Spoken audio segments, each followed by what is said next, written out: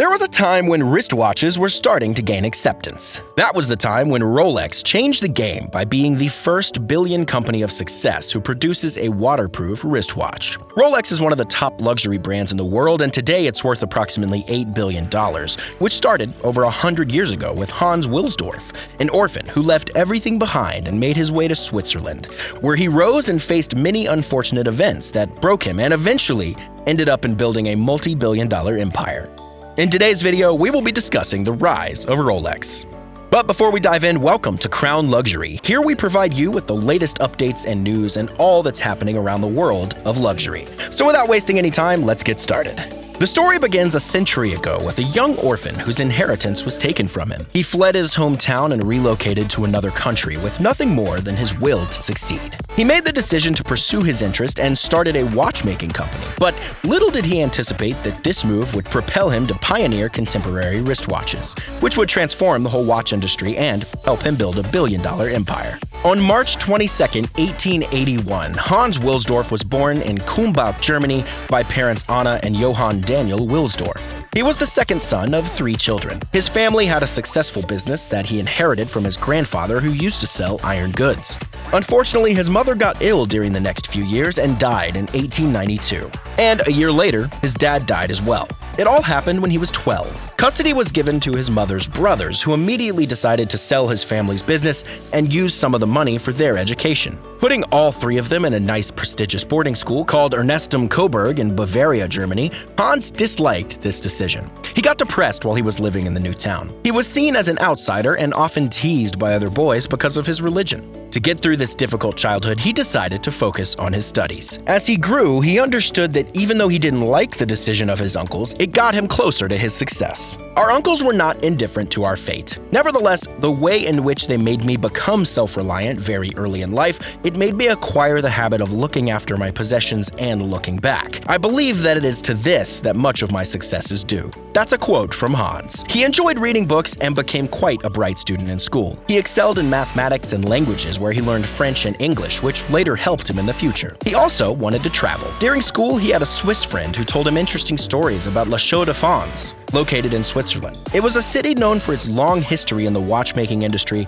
and Hans became very intrigued about that place in particular. One day, Hans got fed up from life and left the boarding school in Germany to move to Geneva, Switzerland. At the age of 19, he got a job as an apprentice for an international pearl exporting company. This company was buying pearls from various markets and would sort, grade, and package them for sale to jewelers. He noticed the company wasn't really creating anything, but was still making great profits. There, he immersed himself to learn business tactics and was making good money for his age. After some time, Hans received a letter from his friend who offered him a job for a company called Kuno Korten.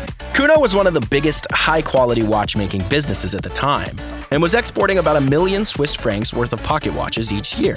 They also produced some of their own watches from scratch. This well-known company was based in La Chaux-de-Fonds, the place he always wanted to go. In 1900, he moved to La Chaux-de-Fonds to work for this company. He was hired as an English correspondent and clerk. He was getting paid with a monthly salary of 80 Swiss francs. He was also responsible for winding hundreds of pocket watches every day and verifying they were accurate. He picked up tremendous insight into watchmaking and obtained a big deal of knowledge about how all types of watches were produced. Later, he went to Germany to serve in the army for 2 years. At 22 years old, he came back and moved to London to work for another company of high-quality watches. There, he was in charge of increasing their sales. During the 2 years he stayed there, he successfully grew their sales over time. By then, he was already thinking about building his own business of watches and was learning everything he could to further his knowledge into his future business. During those years, he met his future wife, Florence Frances May Crotty, and got married. One day, Hans was sitting with his brother-in-law, Alfred James Davis, and talked about life and plans for their future. Hans decided with him that he wanted to open his own business. All he needed was capital. Alfred had money without any doubt, and he decided to help him on his business ventures and was ready to invest his money. In 1905, they founded the Wilsdorf and Davis Limited. A few years later, they partnered up with a Swiss watch company called Hermann Egler, which was based in Switzerland, and started importing movements from the Swiss country to England, placing them in watch cases. They also opened an office in Vienna, Switzerland. to favor his partnership there. However, Hans was a lover of watches. There was one major thing he found unfavorable about the watch industry: the pocket watches. At the time, wristwatches were mostly worn by women as jewelry. These watches were much smaller than pocket watches and consisted of smaller movements, which would regularly make the clock either go faster or slower due to small details in the movements. This was the main reason why pocket watches were more popular at the time and were considered more masculine for their bulky size. But for Hans, he mostly found it inconvenient to use. It was a hassle for him every time he had to reach his hand in his pocket in order to see the time, especially when his hands were busy. At that time, the idea of wristwatches was impossible to create. In 1914, Hans predicted that sooner or later wristwatches were going to be the new norm for everyone, and he tried his best to find a way to create the perfect wristwatch. For it, he traveled to many countries all around Europe and met many watchmakers to discuss the details of watches. That same year, he released his own wristwatch. He was crafting down on creating a better, high-quality, and reliable wristwatch for men and women, applying what he learned from other watchmakers from his journey. Soon after, his company began to get some traction. In 1908, it was one of the top firms in the watchmaking industry in England. Hans wanted the name of his company to be something high-class, catchy, and easy to say. It had to be short enough to fit easily on the dial of the watch. He combined 5 letters from the alphabet to come up with the name Rolex.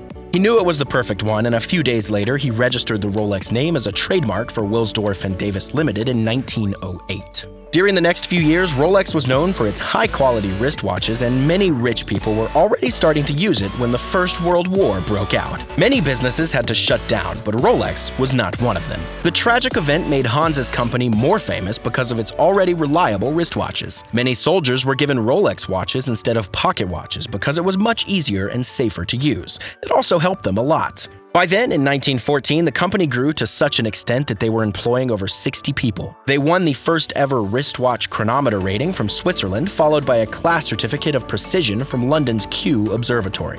This made the brand more trustworthy for people to buy, but not everything was sunshine and rainbows for Hans.